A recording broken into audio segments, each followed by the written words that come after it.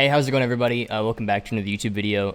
In this one, I actually, interestingly, want to just talk about a high-level view of like why I am even into business, why I am even an entrepreneur in the first place, and why I believe that everybody, especially moving into where our culture is heading in the West and sort of what's happening in especially the States and Western culture, why everybody should have a business.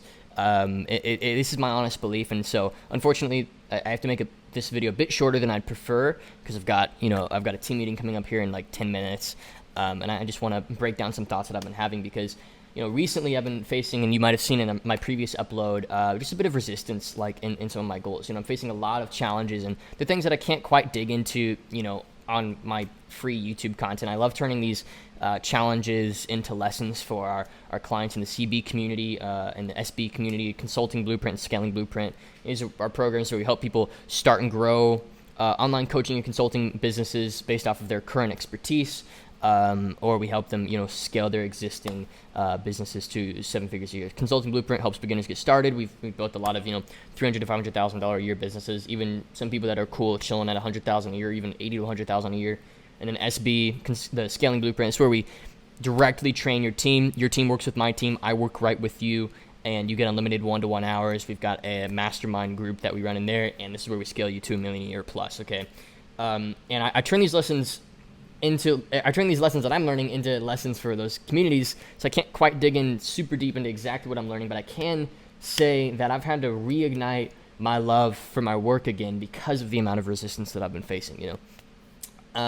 So let me just share, almost in a documentative sense, why I'm even an entrepreneur, why I care to do this. And there's a few motivators for me that are just keeping me going because I'm facing a lot of crazy issues. And it's issues that I personally created. And so I think there's a lot of power when you can admit that it's things that you did, nobody else did them for you. Nobody dug the hole for you. Nobody caused the issue. It's all you. It's all your leadership capabilities. It's all your vision. It's all your action levels. And so why am I an entrepreneur, and why do I believe that you should be? What got me started and what motivates me? Maybe this can be the title of this video, what motivates me as an entrepreneur. And I can honestly say two things. The first one is my future family and knowing that I am either set up fully currently financially to provide for them, or at least know how to and have the soft skills and the ability to create that provision.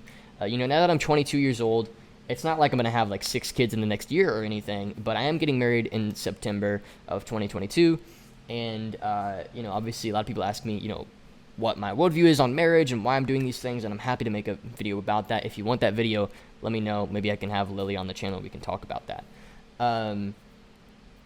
But I will say that's my first primary motivation. It's just that sense of provision. And I think as a man, especially, our culture has done such a good job at tearing men off of a pedestal. You look at Homer Simpson in The Simpsons. He's this kind of dorky, doofy, stupid dad. And that seems to be the archetype for a lot of men in our culture. It's yeah, you're just kind of the stupid guy that just goes and works and makes the money while, the women do the real work. And, that's, and I just think this isn't to degrade women at all, but I think as a man, I desire to be so good at what I do that my wife literally has no worries. And in a way, I've already achieved that because, she came from a pretty frugal household where there wasn't a lot of money involved, but they were super happy people. And so I just think that she now sees what you could do.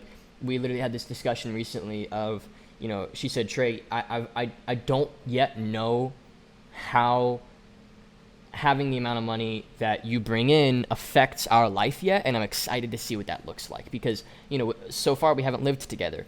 We've only spent the evenings together, 3 or 4 times a week, and that's really what it's looked like. And so, it's an interesting thing where I think she's going to see what it looks like to not really have to worry about a $5,000 surprise expense, not have to worry about a car breaking down, having a lot of these worries just becoming checks that you can write. Another thing is, travel.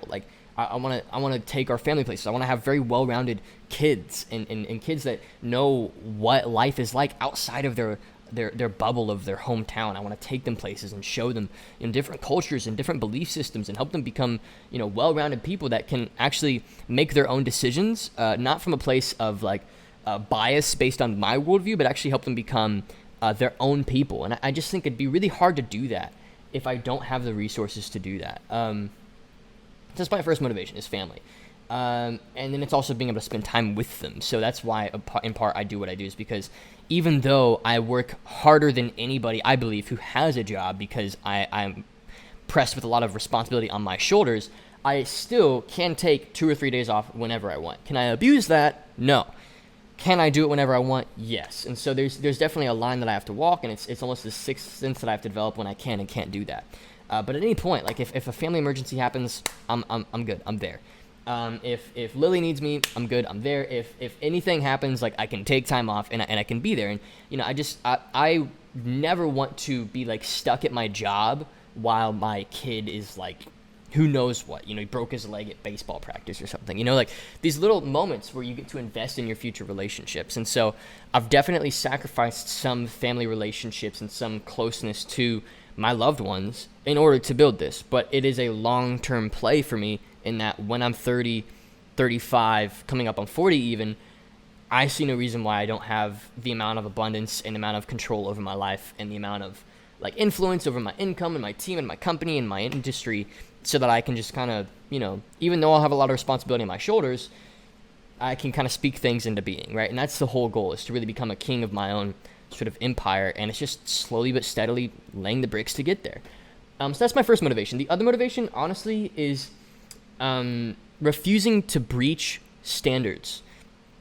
And standards for me are more important than goals. Like, you've heard me say this a million times. One of my favorite books is the book Psycho-Cybernetics, and it talks about how we will more quickly raise to the baseline of our standards than we will achieve our goals. And this is an idea that I preach at every level of every, transformation I'm trying to develop for a client, whether it's, you're just getting started and you want to build a 6-figure business, or you are already at 500 grand a month, you want to get to, or 500 grand a month, 500 grand maybe a year, you're wanting to get to 2 or 3 million a year in the next 2 years. Like, you got to understand that it's not a goal you're setting, it's a standard that you have in your heart of hearts, that it's not that you hit the goal, it's that you just don't breach your standards. It's almost like, I'm sure you've noticed in your life, you've got certain standards that you live by. Like, maybe you brush your teeth twice a day. Maybe you make sure to hit the gym. Or maybe it's something, maybe you've got some lower standards. Maybe it's literally like you refuse to not go a day without eating, right? Like, you've got these little like hygiene type standards that just are a natural byproduct of your being. And I think it's less that I'm motivated to grow my business to these levels. It's more that I personally have a vision for myself and an identity that I am moving into of, like 200, 300 grand a month profit in my business is just like a natural byproduct of who I am and how I operate. It's just who I am, owing, $400,000 to $600,000 on taxes every year is just kind of like who I am. It's just the byproduct of my business. And I think, it's less of like a goal. It's more like my actions are just catching me up with the standards that I already have in mind for myself. And this is where having a vision board and having a clear-cut idea of your identity is one of the greatest things you can do at every single level. This is why we coach our clients on it so intensely in our programs. A lot of them say the sales strategy is incredible, the marketing is incredible, the offer building is incredible, like the community, we've got daily group calls, like we have an incredible structure. But time and time and time again, people tell us that the reason why they saw breakthroughs transparently was our worldview and mentality training, one piece of which is building a clear vision board. So if I could do one thing for you moving into 2022, I would encourage you to build a physical vision board. Like, I used to have a digital one. Problem with the digital one is that I didn't actually look at it enough. Like, now today, I'll show you this. I literally bought this printer right here just so that I can print out these pictures that I otherwise would have on my digital vision board and put them on my wall. So it's actually something I'm doing, like first thing moving into 2020. Actually, I'm doing it like this week so I can have it like near me every single day. Pictures of who I want to become, people that I idolize that, kind of like who I want to become, statements about myself that I want to instill into my own head. And so, what motivates me, quote unquote, isn't actually like a fire under my butt or like, oh, I have to, like, I can't wait to change the world and I want to be big. It's more like, if you look at people like Elon Musk, for example, like they don't talk about what they've done with any gusto. It's just a natural byproduct of their being. Like, he just talks about going to Mars like it's just something he's going to do.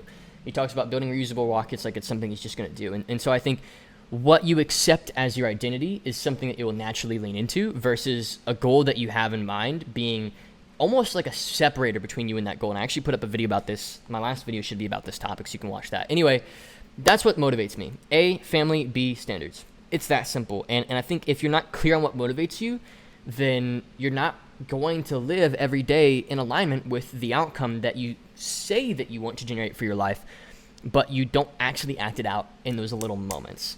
So just a little quick video for you guys. Once again, if you are wanting to grow your business, you want to scale your consulting, your coaching business, our clients are coming up on 8 figures in total earnings in online coaching and consulting sales. You should book a call directly with myself or the team using the link in the description. Alternatively, you can watch our free training. That link is in the description as well. It kind of breaks down our general ethos and how we get our clients the results we've gotten them. If you're on the fence and you're like, oh, I'm not quite sure, I don't know, I don't want to make the investment, I don't want to be pressured, honestly, like you are where you are because you only know what you currently know. You know, if you were to ask me a year ago how I would present our offers, I would use a lot of tactics and I would use a lot of like fancy wordings and copywriting. But at the end of the day, you are where you are now because you only know what you currently know and you only have acted on the current standards that you have. So if you need help elevating those standards, being in a community of people who have these high standards, getting coached directly by myself, our team, and being on these daily group calls, going through our content on sales, marketing, offer building, helping you actually set some clear goals and build a clear action plan to achieve them in 2022, now is the time. We're actually running a promotion. This will only be live for kind of the day of this video going up. But for the next 5 people to join CB, I'm actually personally going to onboard them. We've had, I think we've already done 3 of these, but I decided to extend another few just because, look, honestly, my goal is that you get results. And if it means stepping down from a position of like high and mighty, in my ivory tower, only talking to people that spend a lot of money with me, down to speaking with the people who are just getting started or have a little bit of momentum and really want to scale, I'm cool with that. Just be sure to mention on your form when you schedule the call that you came from this video. If you're not of that first 5, that is totally fine. But if you are of that first 5, then we'll speak with you and, I'll personally onboard you into the program, help you build a game plan, and actually spend some one-on-one time with you over Zoom to help make sure that you get the most results joining our community of over 200 members. So anyway, thanks for watching this video. Hopefully this makes sense. These are some of the things that motivate me. I got to go onto my team meeting. Enjoy yourselves, grow your businesses, and check the links in the description and take some action moving into 2022. We're ready to serve you, and we love seeing people's lives changed and businesses grow and bank accounts grow as a byproduct. Okay, so thanks so much for watching. Hope you enjoyed, and see you in the next video.